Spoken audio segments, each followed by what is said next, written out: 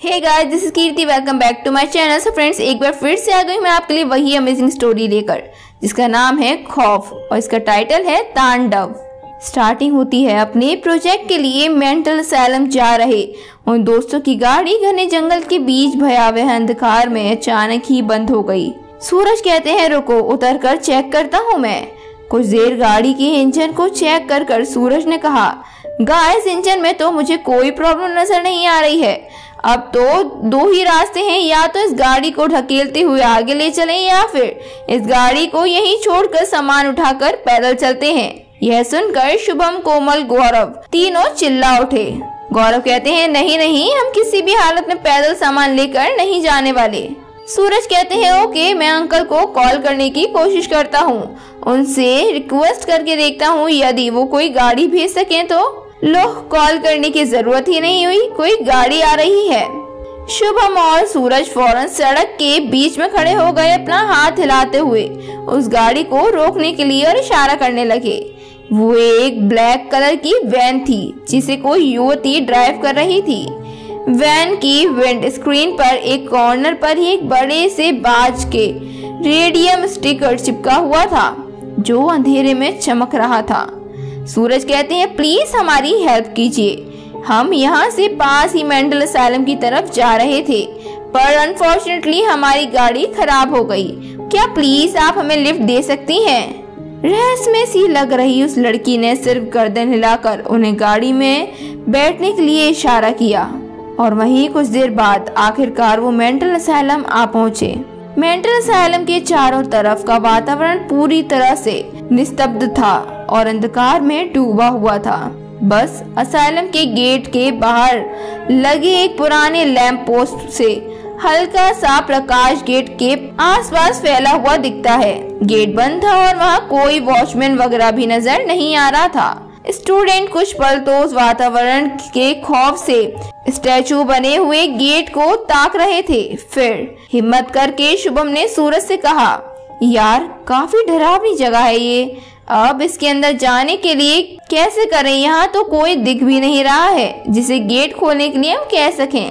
तभी सूरज ने अपने अंकल को फोन किया और बात की। लो अंकल अभी वॉचमैन को यहाँ भेज ही रहे हैं गेट खोलने के लिए।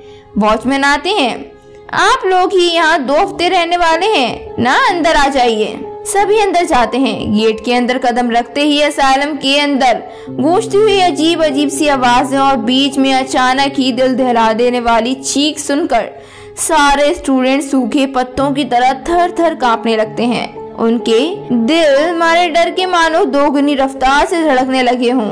उनकी जुबान जैसे जम सी गई हो। किसी तरह गिरते पड़ते वे सब वॉचमैन के पीछे चलते हैं। इस भयानक माहौल में विशाखा अब अपने डर पर काबू नहीं रख पाई। कोयल का हाथ जोर से पकड़कर बोली, ओ गॉड, ये कैसी भयानक जगह है, मुझे पहले पता होता तो मैं यहाँ कभी नहीं आती। वॉचमैन कहते हैं डरिए नहीं आप लोग, ये चीख पुकार तो हमेशा ही सुनाई देती हैं। 1-2 दिन में आदत पड़ जाएगी आप लोगों को इसकी भी। हमें तो अब इन सब से कोई फर्क नहीं पड़ता। थोड़ा चलने के बाद वॉचमैन एक जगह पर रुका और कहा कि ये दोनों रूम हैं आप लोगों के ठहरने के लिए। यहाँ वैसे तो सारे इंतजाम किए गए हैं, पर यदि आप लोगों को कुछ और जरूरत महसूस हो तो आप बता दीजिएगा, हम यहाँ के प्रबंधक अनिल जी से कहकर व्यवस्था करवा देंगे। दोनों ही रूम बड़े और कंफर्टेबल थे। एक रूम में सारे बॉयज रुक गए और दूसरे रूम में 3 गर्ल्स ठहर गईं। और अब इस तरह मेंटल असैलम में अब वह सभी दोस्त प्रवेश कर चुके थे। सब खुश थे, उनको पता नहीं था कि आने वाला समय उनके लिए कितना भयानक होने वाला है। वहीं अगले दिन सुबह किसी ने उनके रूम का दरवाजा खटखटाया। गौरव ने दरवाजा खोला और वॉचमैन कहते हैं चलिए जल्दी आप सब मेरे साथ बड़े साहब से मिलने के लिए कब से वेट कर रहे हैं वो आप सबका। अनिल साहब ऊपर ले जाएंगे आपको। और जल्द ही असैलम के प्रबंधक अनिल के साथ सारे दोस्त चल दिए जहां उन्हें पहुंचना था। वह डॉक्टर अग्रवाल का चैम्बर सबसे ऊपर के फ्लोर पर था। उस फ्लोर के आने से पहले ही 2 वार्ड पड़ते हैं जहां से मेंटल पेशेंट्स की चीखने चिल्लाने की कई तरह की अजीब अजीब सी आवाजें आ रही थीं। सारे स्टूडेंट्स एक एक कदम सहम सहम कर रख रहे थे और मानो एक कदम भी अगर गलत रखा गया तो कयामत टूट पड़ेगी। विशाखा ने तो सानिया का हाथ इतनी मजबूती से पकड़ रखा था जैसे सानिया का हाथ छूटते ही वो कहीं खाई में गिर जाएगी। वहाँ राउंड ले रहे डॉक्टर्स भी इन स्टूडेंट्स को देख रहे थे। उनके करीब आ गए। डॉक्टर्स कहते हैं, आप लोग सब कौन हैं और यहाँ क्यों आए हैं? तभी सूरज ने जवाब दिया, सर हम सब साइकोलॉजी स्टूडेंट हैं और यहाँ हम सब हमारे प्रोजेक्ट के लिए मेंटल पेशेंट्स के बिहेवियर पर रिपोर्ट बनाने आए हैं। डॉक्टर कहते हैं, वेल बेस्ट ऑफ लक, यहाँ रहते हुए तुम्हें सबसे ज्यादा जरूरत लक की ही पड़ेगी। सूरज को यह जवाब कुछ अजीब सा लगा। तभी अनिल चिल्लाया, अरे खड़े क्यों हो, जल्दी चलो सब, डॉक्टर अग्रवाल इंतजार कर रहे हैं, बोला था ना मैंने। आखिरकार सब अग्रवाल सर के चैम्बर पहुंच चुके थे। अनिल कहते हैं, आप सब अंदर जा सकते हैं, पर एक बात का ध्यान रहे कि अग्रवाल सर बहुत ही डिसिप्लिन पसंद करते हैं और वो वैसे ही इंसान हैं, इसलिए जब तक वो कुछ न पूछे या बोले नहीं तब तक तुम लोग अपने मन से कुछ भी बोलना नहीं, न बताना, चुपचाप शांति से खड़े रहना। सारे स्टूडेंट एकदम गंभीर हो गए। फिर चुपचाप सिर हिलाकर हामी भरी और दरवाजा खोलकर चैम्बर में चले गए। चैम्बर में एंटर करते ही जैसे ही उन्होंने गुड मॉर्निंग करना चाहा, सबकी चीख निकल गई। अंदर चैम्बर के बीचों बीच एक बड़ी सी चेयर पर एक युवती बैठी थी। युवती के दोनों हाथ पैर कुर्सी के हत्थे से जकड़कर बंधे थे। उसके बाल बिखरते हुए और वह अपनी लाल लाल आंखों से घूरती हुई जोर जोर से कुछ अनाप शनाप बड़बड़ा रही थी। क्यों यहाँ क्यों आए हो? तभी उस युवती की नजर इन स्टूडेंट्स पे पड़ी। वो अचानक ही एकदम भयंकर आवाज में चीखती हुई अजीबोगरीब शब्द बड़बड़ाने लगी और साथ ही कुर्सी के उठने के लिए अपना पूरा जोर भी लगाने लगी। ये सब देख रहे डरे सहमे स्टूडेंट में से सूरज थोड़ी देर बाद कुछ हिम्मत करके बोला, अंकल ये जो सामने चेयर पर युवती बंधी हुई है वो ऐसा अजीबोगरीब व्यवहार क्यों कर रही है और उसे आप लोगों ने यूं चेयर से बांध कर क्यों रखा है, जहाँ पर डॉक्टर शांत होने के लिए कह देते हैं। विशाखा कहती हैं, ये क्या, ये इसे खोल क्यों रहे हैं? यहाँ के डॉक्टर भी पागल हैं क्या? ये लड़की ने हमला कर दिया हम पर तो। उसके बाद ही वो लड़की कहती है, गुड मॉर्निंग डॉक्टर। आखिर क्या है इस भयावह मेंटल असाइलम की कहानी? अचानक से वो लड़की का बर्ताव बदल सा गया था। वो पागल नहीं लग रही थी। वो डॉक्टर से कहती है, गुड मॉर्निंग डॉक्टर।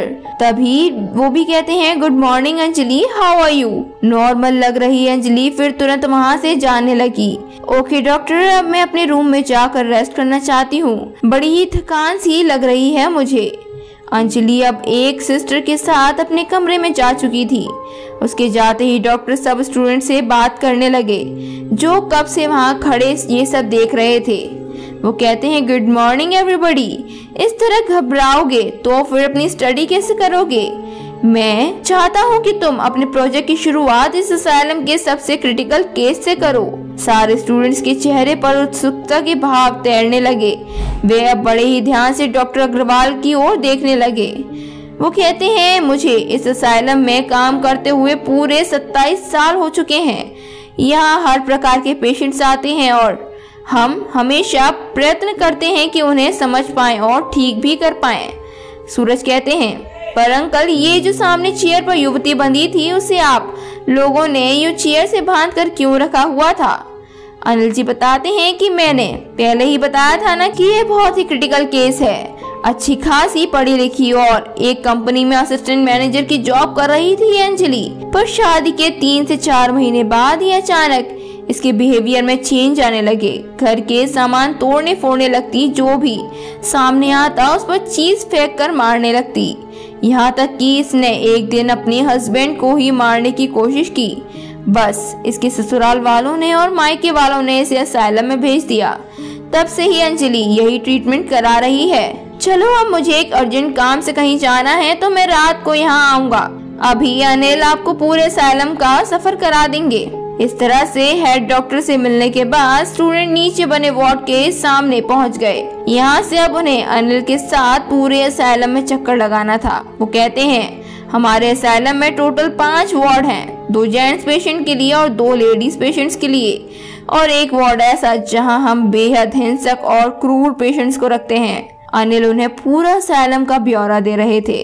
उन्हें वहाँ अलग अलग बांध कर रखा जाता है, उन पर 24 घंटे निगरानी भी रखी जाती है। फिर अनिल ने सारे स्टूडेंट्स को अपने पीछे आने को संकेत किया। वह अब सारे वार्ड्स के चक्कर लगाने ही वाले थे। वार्ड्स में उन अलग अलग मानसिक रोगियों की विचित्र मनोदशा देख कोयल, सानिया और विशाखा तो सहम सी जा रही थीं।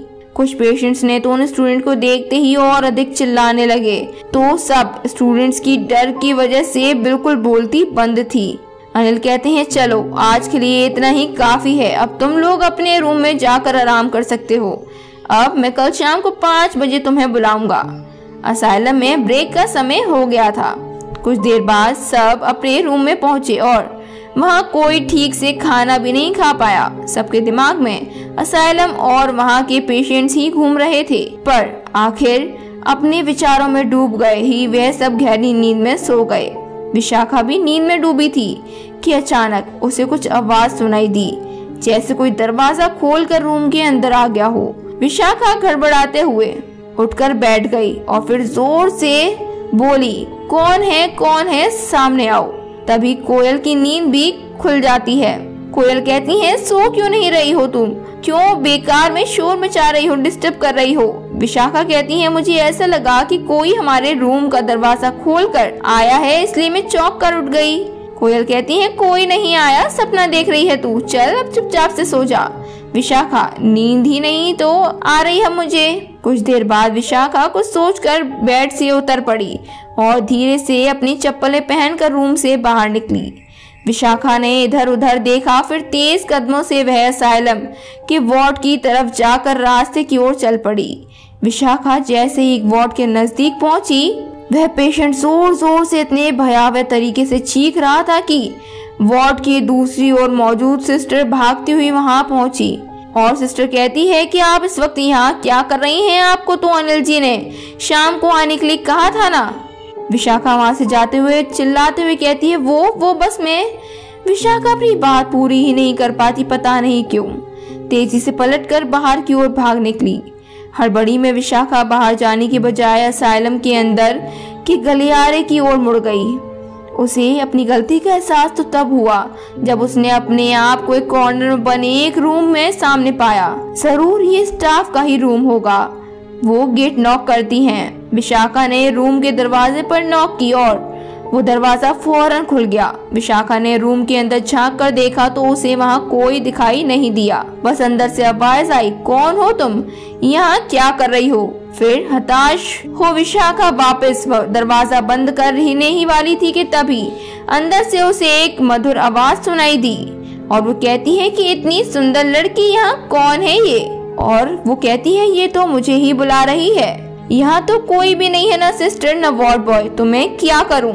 और फिर अचानक से विशाखा में सुंदर युवती की ओर चल दी, जैसे सम्मोहित हो चुकी हो। वो लड़की कहती है, तुमने बताया नहीं कि तुम कौन हो और यहाँ क्या कर रही हो तुम? विशाखा, मैं तो बस यहाँ असाइलम में यूं ही चली आई थी। वो मेरे बाकी फ्रेंड्स सो रहे थे और मुझे नींद नहीं आ रही थी।